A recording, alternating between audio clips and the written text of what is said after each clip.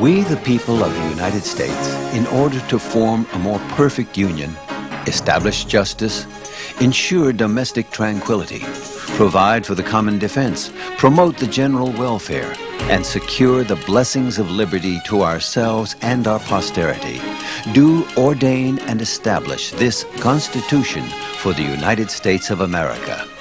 The words you just heard are the stated objectives of the Constitution of the United States.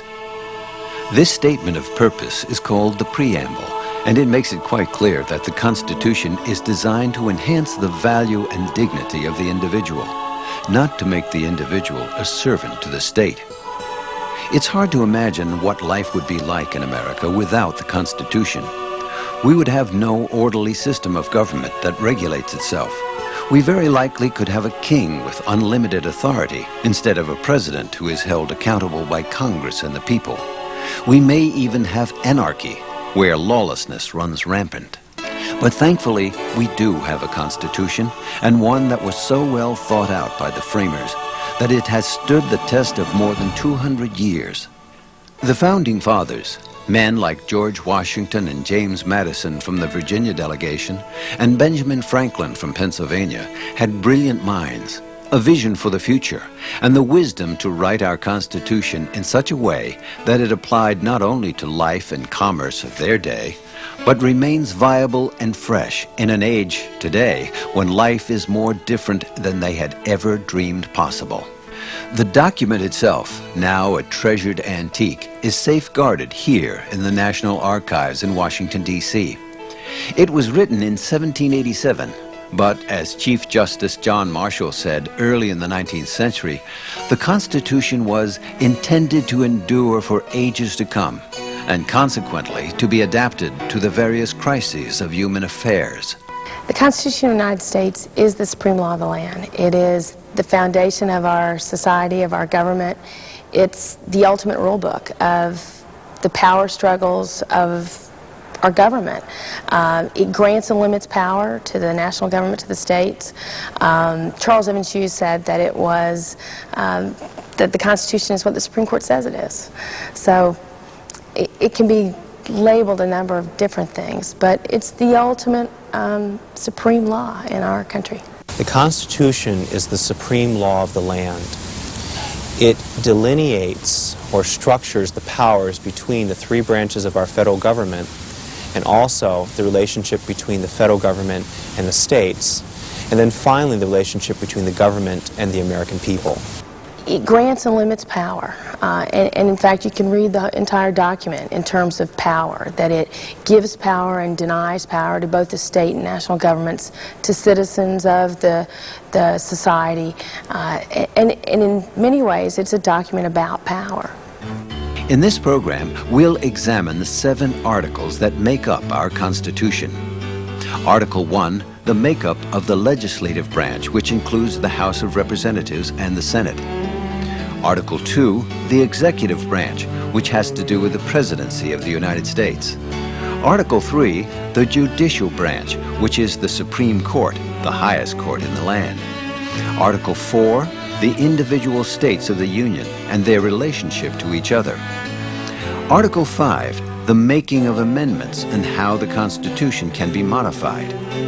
Article 6, which establishes the Constitution as the supreme law of the land. And Article 7, ratification and acceptance by the states. To best understand our Constitution, it's necessary to understand why we need it and the events that led up to it. The very first Constitution of the United States, written after we declared our independence from England in 1776, was called the Articles of Confederation. The leaders of the original 13 colonies quickly recognized its weaknesses. It left each of the states vulnerable because each had too much individual sovereignty. The concept, united we stand, divided we fall, was threatening the strength of the states. The lack of a strong central government was causing serious problems in areas such as international relations, common defense, and economic growth. To address their problems, delegates from various states called a constitutional convention. The first constitutional convention was here in Annapolis. The Annapolis Convention was held in September of 1786, but not enough delegates were able to attend. The convention was rescheduled to meet in Philadelphia the following May. The summer of 1787 was destined to be one of the most important 5 months in American history.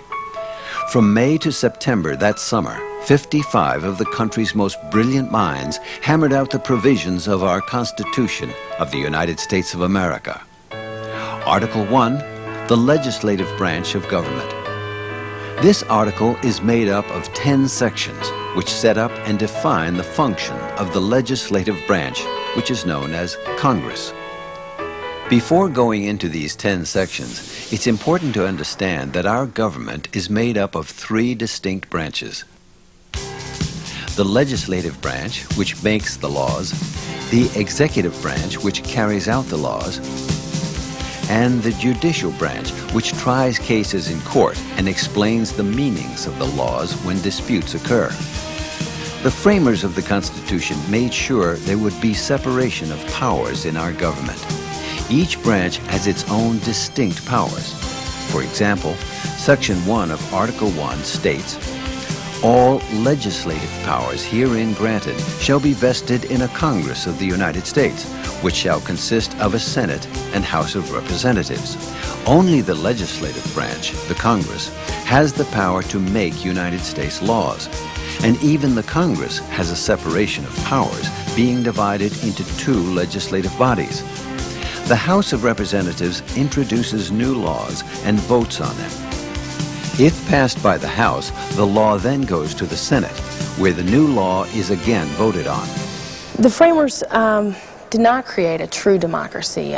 Their intent was never to have everyone participate, but to participate through representation. And the Constitution creates a bicameral legislature in which there's an upper and lower house, in which citizens go to the voting polls and elect people to represent them and to cast votes that represent their choices. The United States has a representative democracy, and what that means is that there is no direct representation from the American people to make and enact laws. It comes through, laws are enacted by representatives of the American people that we elect to carry forth our duties and functions.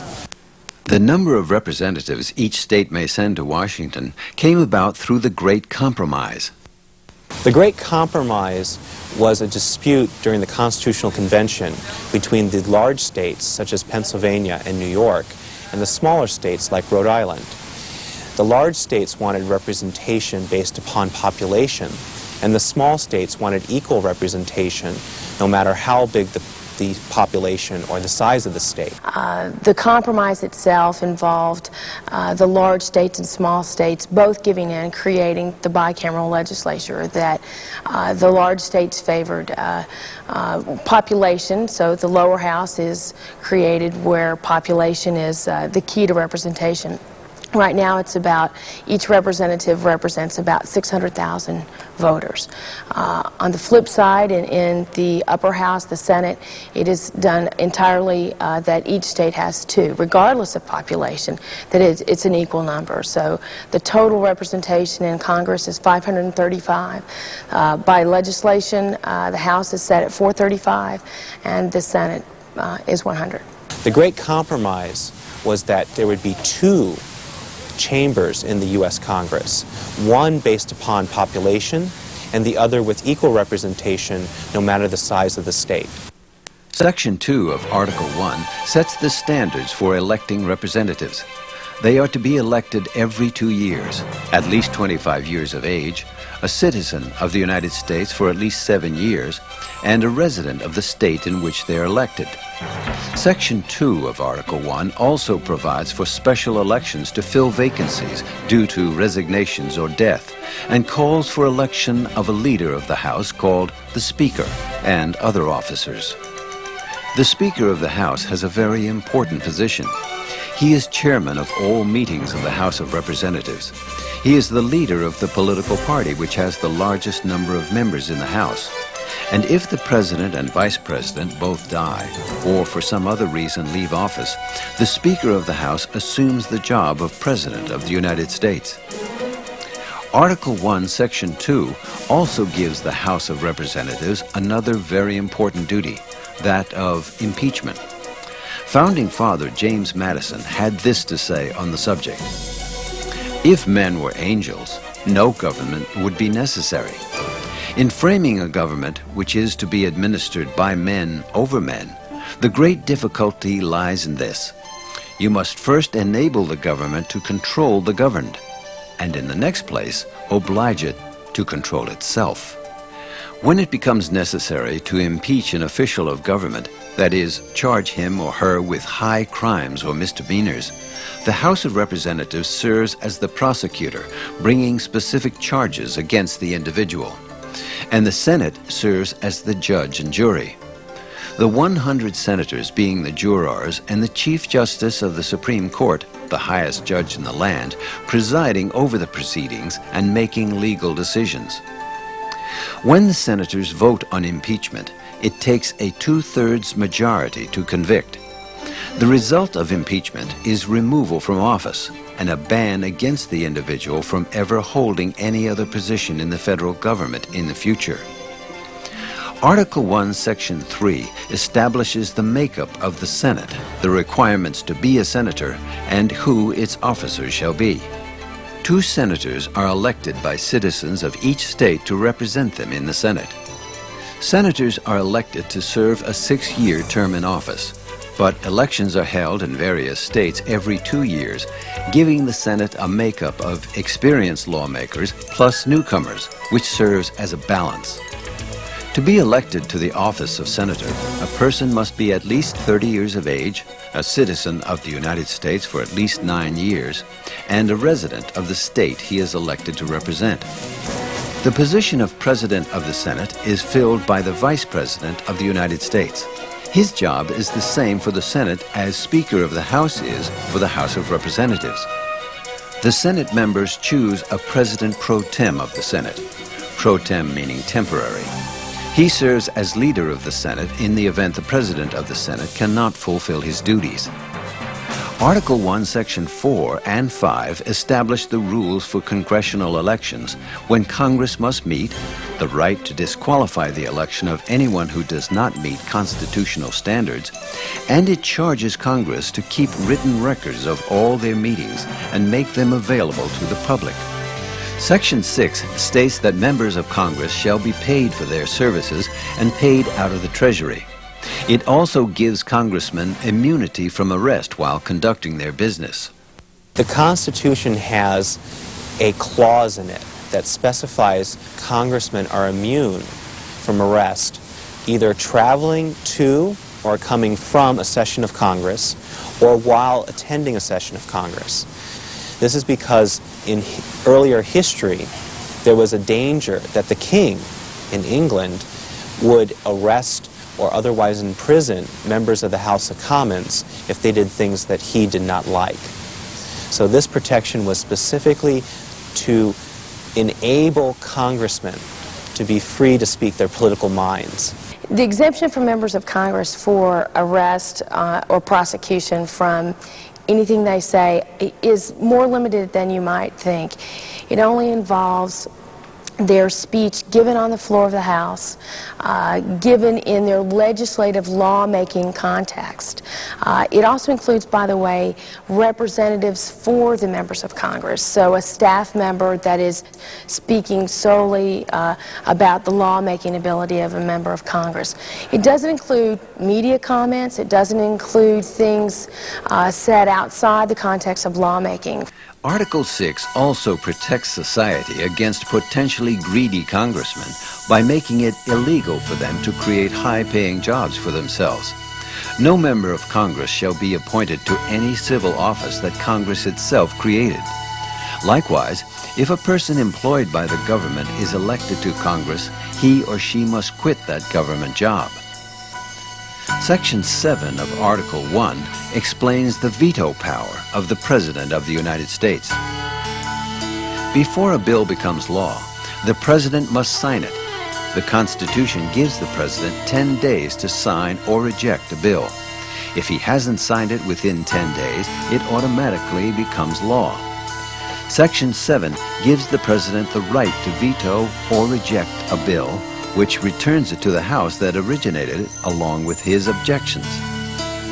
Congress then has the right to reconsider the bill.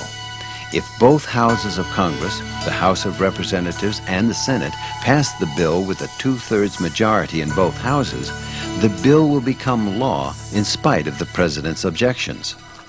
The framers were concerned of a monarchy of power being housed in one area, so that they intentionally designed a system where large numbers of people have to agree or form some consensus for things to be accomplished.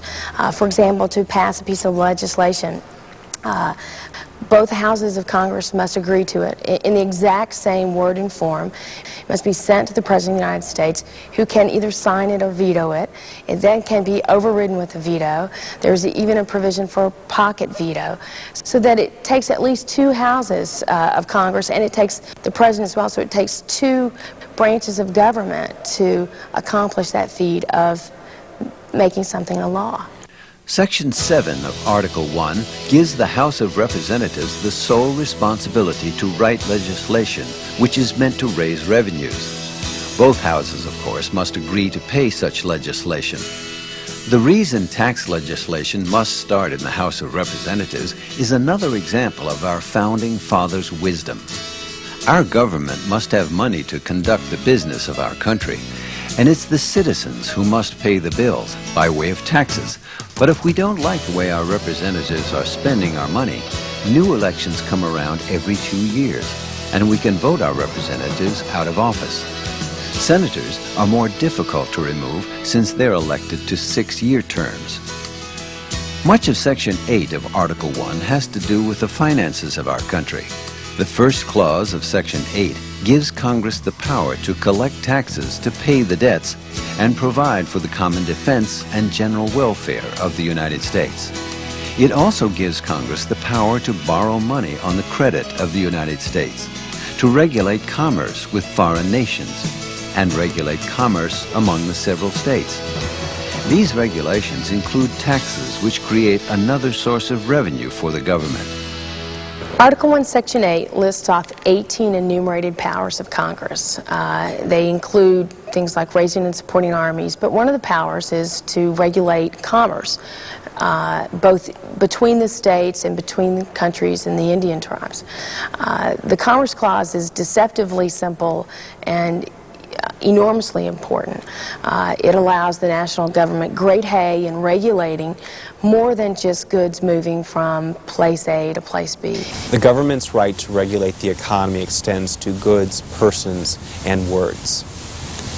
We have expanded the traditional notion of interstate commerce to reflect a growing and more sophisticated economy, and our current ideas of what constitutes interstate commerce includes virtually all interactions in our present economy, including goods, including ideas, and finally including persons and the work that persons do in our economy. It's been used to regulate a number of social ills, such as civil rights. Almost all of the civil rights legislation and changes have come about through Commerce Clause cases, so that the Commerce Clause is much larger than you might imagine. It's include the regulation of words through the Interstate Commerce Commission. It's include the regulation of mail, the regulation of transportation, all sorts of things, so that it's a much larger right than probably you would think upon reading it. Another important part of controlling the finances of our country is the power Congress has to mint coins and print money and place a proper value on our currency. By the same token, Congress has the power to punish people who counterfeit currency of the United States. Section 8 of Article 1 concludes with a variety of miscellaneous powers granted to the federal government by the Constitution: to establish a uniform rule of naturalization for foreign immigrants, and uniform laws on the subject of bankruptcies, to fix the standards of weights and measures, to establish post offices and post roads, to promote the progress of science and useful arts by securing for limited times to authors and inventors the exclusive right to their respective writings and discoveries, to constitute tribunals inferior to the Supreme Court, which means establish federal courts which are lower in authority than the Supreme Court. An extremely important part of Article 1, Section 8 is the power given to Congress to defend our country against aggression. Congress has the right to define and punish piracies and felonies committed on the high seas and offenses against the law of nations, to declare war and capture enemy land and water. The President may decide to use force against aggression, as when the Japanese attacked Pearl Harbor in 1941, but the Congress must approve it. They have the official authority to declare war. It is Congress's right to raise and support armies and provide and maintain a navy. This means they can draft citizens into military service and allocate money to support them, but only money enough for 2 years. There was a concern when the Constitution was written that there would be too much power vested in the militia or the army. So therefore, there wanted to be some degree of control over the military. As a result of that, Congress was limited to 2 years of funding for the military. That was to control or have some authority over the Army and the U.S. military more broadly. It was part of our separation of powers. Charles Evans Hughes once said that the power to wage war is also the power to wage war successfully, that the creation of Congress's power to raise and support armies also allows them to only incur them for a small amount of time, in the sense that the framers were concerned that the armies would be freestanding, that they would not be under civilian control. One of the things that makes our system of government very unique is that the head of our military is a civilian. It is not a member of the armed forces. Article 1, Section 8 also sets the guidelines for the establishment of a district not exceeding 10 miles square, which is to be the seat of the federal government. This district has become known as the District of Columbia, which is not a state, nor part of any state. Its only city is Washington, and it's the home of our federal government, including the President, Congress, the Supreme Court, and various supporting agencies. In addition to the land set aside for our federal government in Washington, D.C., the Constitution allows Congress to exercise authority over various lands throughout the nation to establish forts, dockyards, post offices, other federal buildings, and national parks. The government is the largest landowner in the nation. An important clause that is found at the end of Article 1, Section 8 is sometimes called the elastic clause, since it lets Congress stretch its powers to fit the changing needs of an unseen future. It states Congress has the power to make all laws which shall be necessary and proper for carrying into execution the foregoing powers. These enumerated powers were clarified in 1819 by the Supreme Court.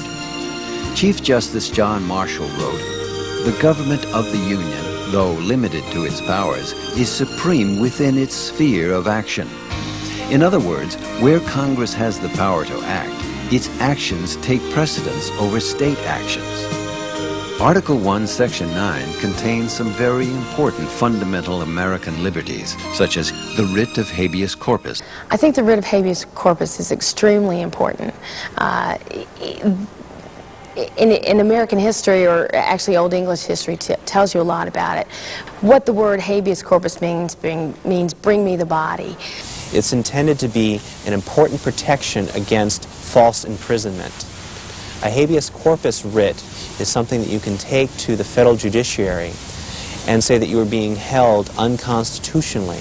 So the writ of habeas corpus requires that the government, be it the state, the national government, the city, whatever level of government, can only hold you for a certain period of time, and it's usually about 24 to 72 hours, before you're brought before a judge, told the charges that are facing you and are officially arraigned by the court. And within that time period, the government must act or they must let you go, which is a tremendously important right. Habeas corpus is considered one of the most fundamental and important guarantees in our Constitution. The balance of Article 1, Sections 9 and 10 deal with clarifications on tax collection rights and restrictions on states to not infringe on the federal government's constitutional privileges. One interesting clause near the conclusion of Article 1 prohibits any title of nobility being granted by the United States or any person holding public office accepting a title from any king, prince, or a foreign state. A clear reaction to the power of dictators and monarchies, seen so clearly when the colonies were under British rule. Article 2, Section 1, the executive or presidential branch of government. Section 1 states that the executive power shall be vested in a President of the United States of America. No single sentence in the Constitution has been debated so hotly as this one. The question remains, what is the executive power? Executive power is very different when you contrast it with the legislative power. Whereas Congress has these enumerated list of powers, these 18 things listed off in Article 1, Section 8, Article 2 doesn't do that for the executive. The power is much more vague, which has allowed presidents to interpret it broadly. George Washington tried to steer a middle course between a king-like presidency with too much power and a very limited and weakened presidency, which would be ineffectual to the tasks demanded of our federal government. Some have interpreted it to mean only those things strictly enumerated in the Constitution. Other presidents have said it's anything that is not unconstitutional. In other words, if there's no limit on it, it's a power that I hold. Continuing through the line of presidents, we see these same issues of too much power or too little power with John Adams and then Thomas Jefferson. In the modern era, numerous presidents have taken, so to speak, a liberal line with regard to their powers as given in the Constitution. For example, President Truman seizing private industry for concern of the war effort. President Reagan, for example, directly defied an act of Congress during the Iran-Contra scandal by selling arms to the Iranian government in areas of foreign affairs. We have traditionally given wide berth to the president when it comes to foreign affairs. At the same time, it seems like the presidents often want more latitude or more control when it comes to these important issues. Article 2, Section 1 spells out the qualifications to be president. He must be a natural-born citizen of the United States, at least 35 years of age, and a resident of the United States for at least 14 years. He shall hold office for a term of 4 years and be elected by the Electoral College. This original constitutional mandate has since been modified. The framers of our Constitution were very concerned about the direct election of the president by the American people. So the framers implemented something known as the Electoral College. The Electoral College is one of the things that is the most misunderstood by Americans. I've actually seen quotes in the news where Americans will say the Electoral College that they would love to send their child there if they could afford the tuition. In each state in the United States, we elect representatives who then meet after the November election in the capital of that state to directly elect the president. There are two times in history where actually the popular vote getter did not actually get the most electoral votes. The way the Electoral College works is that each state gets a number of electors that are designated by the number of House members and senators they have combined. So, for example, Vermont and Wyoming have 3. They have the smallest number available. They have 1 House member and 2 senators. In California, a large state, you have something like 50. The Constitution stipulates that the President is to be fairly compensated for his duties, but that his salary cannot be increased or decreased during his term in office. The President receives a lot of administrative help from the cabinet departments. The Constitution did not establish the cabinets, however. There's no mention of them in the Constitution. But our first president, George Washington, appointed 4 men to be his closest advisors. This was the first cabinet. Thomas Jefferson was appointed Secretary of State. Alexander Hamilton was the first Secretary of the Treasury. Edmund Randolph was Attorney General. And Washington named Henry Knox as his Secretary of War, a post now called Secretary of Defense. Over the years, as the country grew, many more cabinet departments were added to the executive branch of government. The Constitution provides for a replacement of the president in case of death or other removal from office.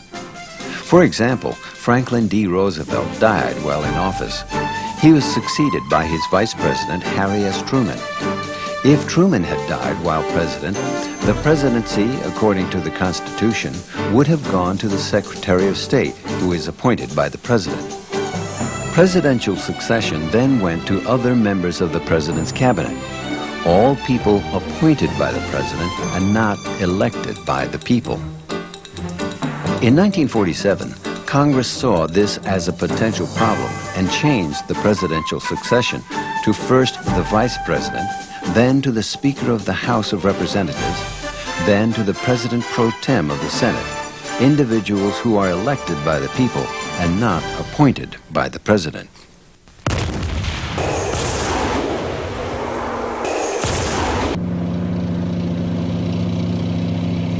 The Constitution names the President of the United States Commander-in-Chief of the Army, Navy, and the militia of the several states. In other words, the National Guard. Article 2 gives a variety of other powers to the President. He may grant reprieves or pardons for offenses against the United States. He has the power to make treaties, appoint ambassadors to other countries, appoint judges to the Supreme Court, and fill vacancies in the Senate. Many of the President's appointments must be ratified by a 2/3 majority vote of the Senate, but many don't, which gives the President significant power. The President has enormous influence over the executive branch in his appointment power. The President has the ability to appoint literally hundreds of officials in the executive branch. These are known as political appointments. Many require, however, as a check upon presidential power, the advice and consent of the Senate. Presidents are charged with the requirement of taking care to faithfully execute the laws. And in their process of doing that, the logic of the framers was to allow them to put people in positions to assist them in executing the laws of the nation. The President, while requiring the approval or the consent of the Senate to appoint someone ahead of a branch, can absolutely remove someone at his own discretion. The Constitution requires that the President deliver to Congress his State of the Union message and recommend measures that he feels are necessary and expedient. The Constitution also charges that he shall take care that the laws be faithfully executed. In reality, this is a huge job that no president could do single-handedly. The President delegates the job of federal law enforcement to such agencies as the Federal Bureau of Investigation and the Treasury Department. Finally, Article 2 spells out the crimes for which a president, vice president, and civil officers of the United States may be removed from office by way of impeachment if they are charged and found guilty of treason, bribery, or other high crimes and misdemeanors. There have been only 2 presidents in the history of our country who have been impeached, Andrew Johnson and Bill Clinton. Both were found not guilty in the Senate, Johnson by only 1 vote. In 1974, the House Judiciary Committee voted 3 charges of impeachment against President Richard M. Nixon, but he resigned from office before the charges could be voted upon by the House. Andrew Johnson's trouble with Congress had much to do with politics as well as the Tenure of Office Act, which required certain requirements of removal of the president, and Johnson removes his Secretary of War anyway. There's some feeling that the impeachment of Johnson by the House and almost conviction, 1 vote shy in the Senate, was partisan and not simply based on the ability of the president to remove. Impeachment is an inherently political process. By vesting impeachment powers in the House of Representatives and the trial in the Senate, the framers inherently injected politics into the impeachment process. The definition of what is an impeachable offense varies widely. There have been some that argue it's anything that the Senate wants to impeach for, anything that the House can draw up as articles of impeachment and the Senate that can convict on. Others argue it's for only criminal offenses of the criminal code, and still others argue that it's even broader than that, involves crimes against the state, things such as treason, that they are major crimes against the United States government. The issue of the charges against Clinton compared to the code of conduct for midshipmen here created a great deal of angst for the midshipmen. And, again, their job is to uphold the Constitution of the United States. They are to abide by the orders of their commander-in-chief. But the hard part for them, I think, was that for the very same offense, they would be taken out of the academy, possibly dishonorably discharged, even court-martialed in the military for the very same offense. So certainly it created an air of double standard here. Article 2 of the Constitution, which has to do with the presidency, contains only 320 words, but it clearly makes him one of the most powerful people in the world. Not immune, however, from removal by impeachment, and consequently, our country can never be governed by a tyrant, king, or dictator. Article 3, the judicial branch of government. This article gives ultimate power to decide legal questions to the Supreme Court. It states, the judicial power of the United States shall be vested in one Supreme Court, and in such inferior courts as the Congress may from time to time ordain and establish.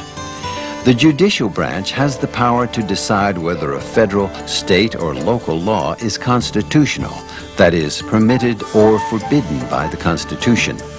The Supreme Court has specific power called original jurisdiction that no other court has in all cases affecting ambassadors, other public ministers, and consuls, and those in which a state shall be a party. But the primary job of the Supreme Court is its role as an appeals court. It is, in fact, the highest appeals court in the land, settling disputes presented by lower courts. The Supreme Court can't hear all cases, however, since so many lower court cases are submitted to them. Various federal appeals courts handle much of this responsibility, while the Supreme Court deals only with those of the greatest constitutional importance. The function of the Supreme Court is to interpret the Constitution. That is its primary duty and the reason for being. The Supreme Court has had an enormously influential role in telling us what the Constitution means. The power of interpretation of the Constitution by the Supreme Court is huge. The role of the Supreme Court is to ensure that the Constitution of the United States always is the supreme law of the land. That's a heavy burden for the court. And their one and only big stick is the power of judicial review. The single most important case in Supreme Court history is one of its first cases, Marbury versus Madison. Marbury versus Madison established firmly the concept of judicial review, that the Supreme Court had the power to determine the constitutionality of acts of Congress. The power to review, to look again at the acts of any other governmental actor, be it Congress, be it the executive, and look at it again and evaluate its constitutionality. Article 3 of the Constitution establishes that a person accused of a crime must be tried by a jury, and that that person must be tried in the state in which the crime is said to have occurred. Finally, Article 3 defines what is meant by treason. In England, kings executed people for treason when the crime was really nothing more than displeasing the king. In America, the framers wanted to be sure no one was punished for vague or false charges of treason. Article 4, the states, their relationship one to another, and their relationship to the federal government. Section 1 of Article 4 says that full faith and credit shall be given in each state to the public acts, records, and judicial proceedings of every other state. This means that public acts, that is, the laws, birth and death records, and court decisions of one state, are to be honored by other states. If a court in one state makes a decision, that decision will be held up in any other state, and the Congress will stand behind this concept.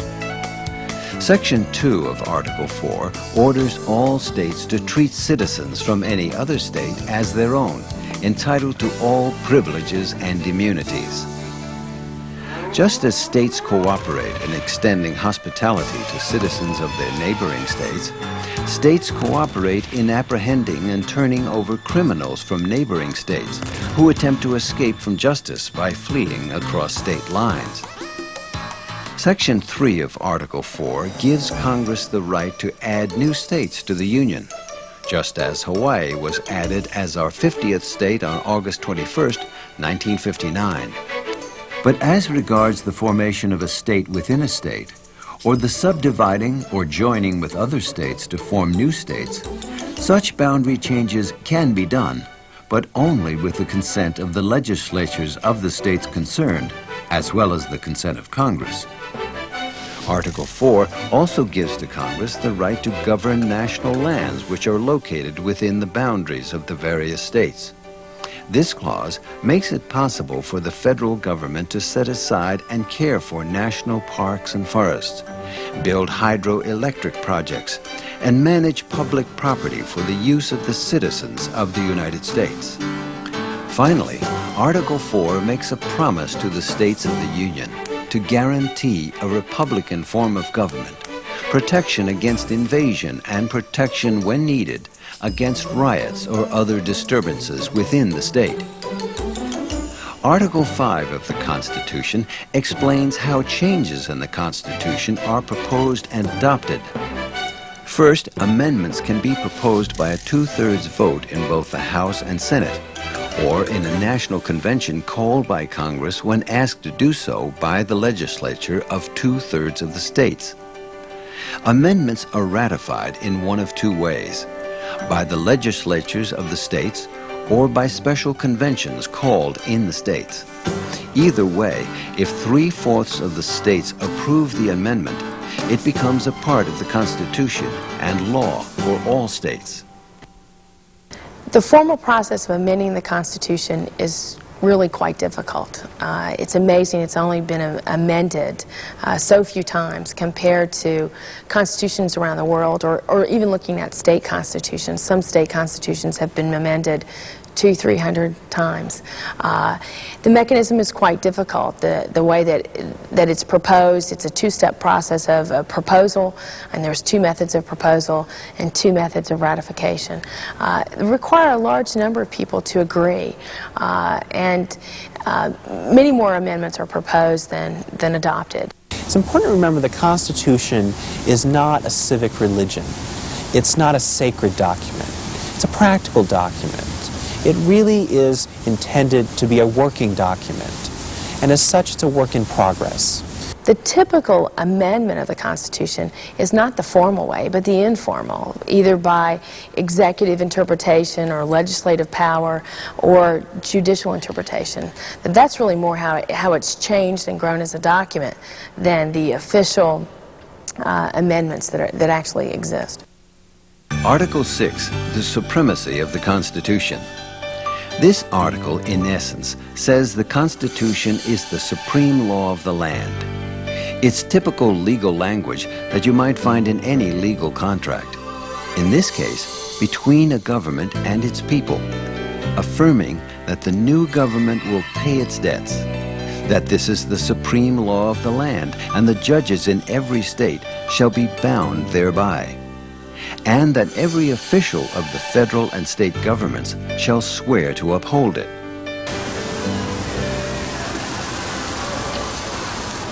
You, John Fitzgerald Kennedy, do solemnly swear I, John Fitzgerald Kennedy, do solemnly swear that you will faithfully execute the office of President of the United States that I will faithfully execute the office of President of the United States and will, to the best of your ability, and will, to the best of my ability, preserve, protect, and defend the Constitution of the United States. preserve, protect, and defend the Constitution of the United States. So help you God. So help me God.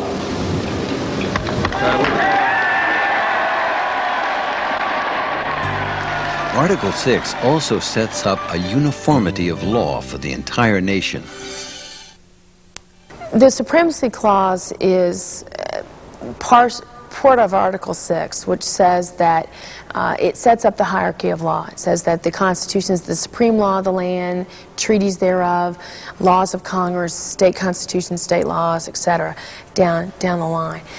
The reason that's significant is that whenever these two laws conflict, the winner is always the higher law, which means it's the Constitution or it's sometimes the national law, which has great effect when the states and Congress both want to deal with something, both want to regulate it. If the states do something which violate federal statute or federal law, it's negated by the Supremacy Clause. So it's significant that it is a unique requirement of our federal system that for laws have to be uniform, for the predictability of citizens to understand what the law is, that you can't have the nation allow one thing and the state not the other, etc. So the Supremacy Clause is really important. Ratification of the Constitution. The authors and signatories of the Constitution set their names to the document in affirmation of their agreement. These were the greatest political minds of their day, and the document they had created is a marvel of democracy in action. Proof of its validity is the fact that within a year, 11 of the 13 original states had approved it, making it the supreme law of the land. In 1789, George Washington became our first president, and all 13 states had ratified the Constitution by 1790. Yet there were some, such as anti-federalist patriots like Thomas Jefferson, who feared the Constitution didn't go far enough to protect individual rights. Their concerns led to the Bill of Rights. I think sometimes we tend to make the document, or we tend to make the Constitution too sacred, instead of realizing that it was created by men and women who were fallible, just as we are. The real intent of the Constitution was as a preventative document, if you will. And it's important to keep that in mind because that's why we have a separation of powers, to prevent too much power from getting into the hands of a person who would misuse it, rather than having too much power from getting into the hands of a person who could use it for good. It's a pretty complex document. There's a wonderful story of a man who he no longer teaches constitutional law at Yale, and taught it for years, years and years. And about this time he's about 80 years old, and someone asks him, what does the Constitution mean? And he actually looks at this person. This is a man who spent 50 years of his life easy interpreting it and understanding it and studying it and writing about it and thinking about it. And his answer was, I'm just starting to really understand what the Constitution really means.